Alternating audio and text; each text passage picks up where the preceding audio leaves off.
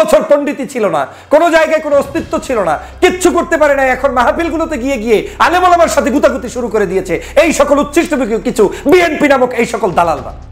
আওয়ামী লীগের রিপ্লেসমেন্ট দিচ্ছে এই নেতারা। শহীদ রাষ্ট্রপতি জিয়াউর রহমান, দেশনেত্রী বেগম খালেদা জিয়া এবং তারেক রহমানের চরিত্র এটা হতে পারে না। এতই যদি অসৌজন্য থাকে, এতই যদি খারাপ লাগে, এদেরকে মাহফিলে যেতে বলে কে? আপনি প্রয়োজনে বলে দেন যে বিএনপির কোনো দায়িত্বশীল ব্যক্তি মাহফিল, মজলিস, পূজা অর্চনা কোনো জায়গায় যাবা না।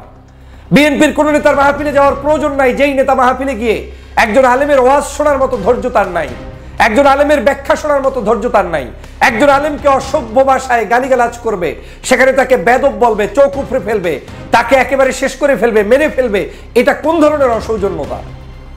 আজকের বাংলাদেশের প্রায় জায়গায় এই ঘটনাগুলো এখন ঘটছে।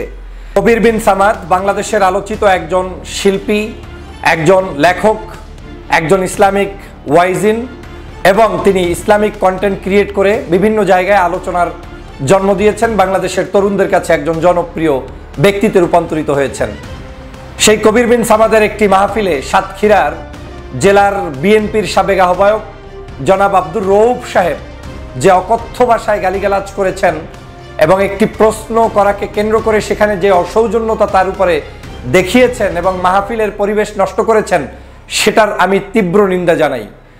বাংলাদেশের সাধারণ মানুষের কাছে বিএনপিকে চূড়ান্তভাবে একদম শেষ পর্যায়ের ব্রেকটা মারার জন্য কিছু অসাধু লোক বসে আছে পরিকল্পনার অংশ হিসেবে, যারা চায় না এদেশের ইসলামী মূল্যবোধের শক্তির সাথে বিএনপির বিন্দুমাত্র কোনো সম্পর্ক থাকুক। আমি জনাব তারেক রহমান সাহেবের কাছে এই মেসেজটা পৌঁছে দিতে চাই স্পষ্টভাবে। বাংলাদেশে বিএনপিকে ধ্বংস করার জন্য, বাংলাদেশে বিএনপিকে ধ্বংস করার জন্য এই মানুষগুলোই যথেষ্ট। আপনার এই মানুষগুলো বাংলাদেশের প্রত্যেকটি পদে প্রান্তরে তারা এভাবে করে ওয়াজ, মাহফিল, আলোচনা, সমাবেশগুলোতে গিয়ে গিয়ে যে ধরনের গন্ধ ছড়াচ্ছে, তাতে বাংলাদেশ জাতীয়তাবাদী দলের ভবিষ্যৎকে তারা প্রশ্নবিদ্ধ করছে।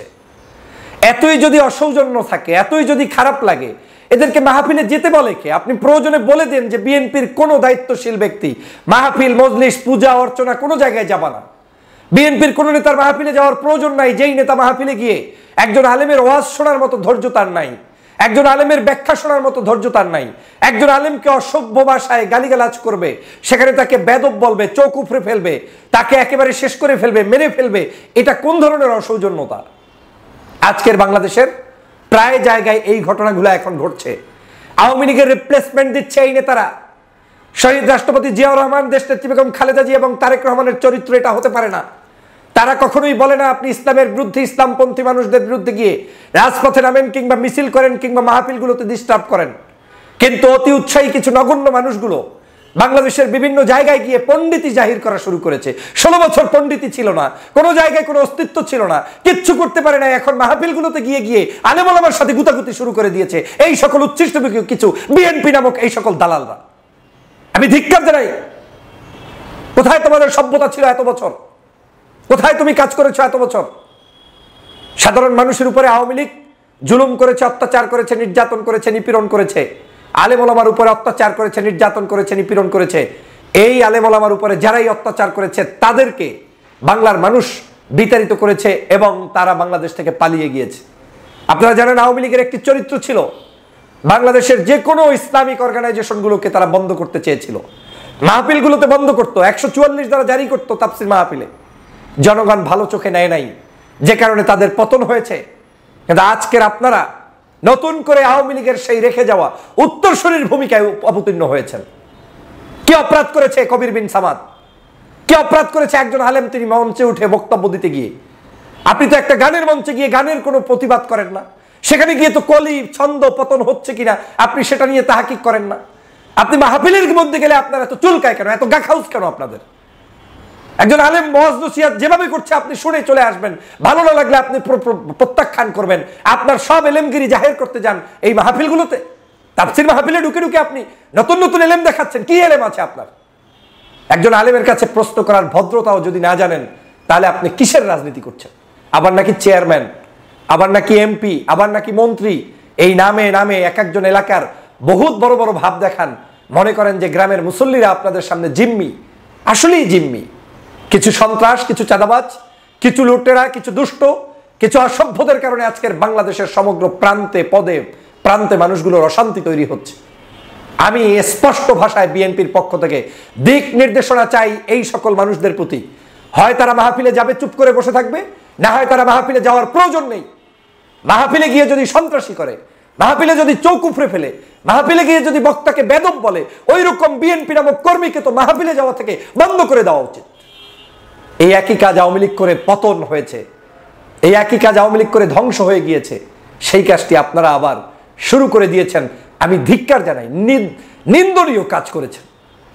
এই একই কাজ এই গত দুদিন আগে আমার এলাকায়ও শুনলাম, একটি তাফসির মাহফিল, প্রায় 50 বছরের উপর থেকে পরিচালিত একটি মাহফিল, নিজেরা কামড়াকামড়ি করে বন্ধ করে রেখেছিল। জানি না এখন চালু হয়েছে কিনা। এটা কোনো ধরনের ভালো কাজ নয়। এটা ইঙ্গিত বহন করে দৌলিয়াত্বের, এটা ইঙ্গিত বহন করে পতনের, এটা ইঙ্গিত বহন করে ভবিষ্যৎ অন্ধকারের। আর এই কাজগুলোর সমালোচনা তারাই করবে না যারা আজকের লুটেরা, সন্ত্রাস কিংবা চাঁদাবাজ। আর তারাই আপনার এই দোষগুলো ধরিয়ে দিবে যারা দেশপ্রেমিক এবং ধর্মপ্রেমিক এবং মানুষের সিমটম বুঝে, মানুষের পালস বুঝে, তারাই আপনাকে ধরিয়ে দেবে। আপনার স্পষ্ট নির্দেশনা দিয়ে দিন।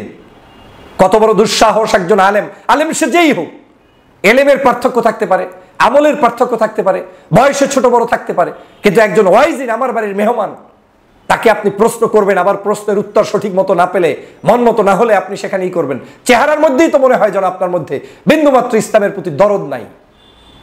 এই আব্দুর রবকে বহিষ্কার তো করবেনই, কিন্তু এই আব্দুর রব তো ছোট্ট একটা চিনিপুটি, এটা তো কিচ্ছু না, এটা তো নাথিং।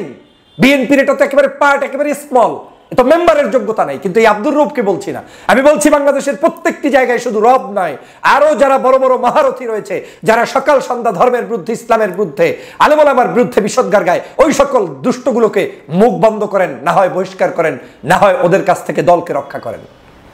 এরা আপনার দলের বিন্দুমাত্র উপকার করবে না। মনে মনে ভাববেন না যারা আজহারির বিরোধিতা করছে তারা আপনার দলকে ভালোবাসছে, না, দলটাকে একেবারে গোয়ার ভিতরে, আপনার একেবারে গর্তের ভিতরে ঢুকিয়ে দিচ্ছে।